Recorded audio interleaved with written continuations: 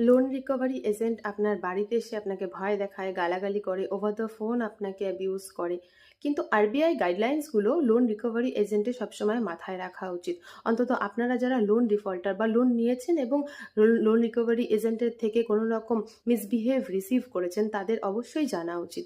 যেমন ধরুন, প্রথমত আরবিআই বলে যে যেকোনো লোন রিকভারি এজেন্ট যেকোনো পার্সনকে সকাল ৮টা থেকে রাত্রি ৭টার মধ্যেই ফোন করতে পারে বা পার্সোনালি দেখা করার অনুমতি চাইতে পারে।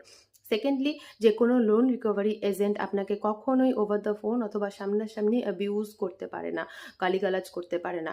থার্ডলি, যেকোনো লোন রিকভারি এজেন্ট কখনোই আপনাকে পাবলিকলি হিউমিলিয়েট করতে পারে না।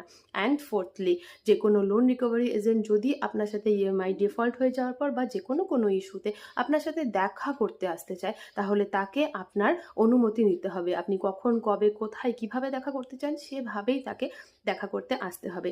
এই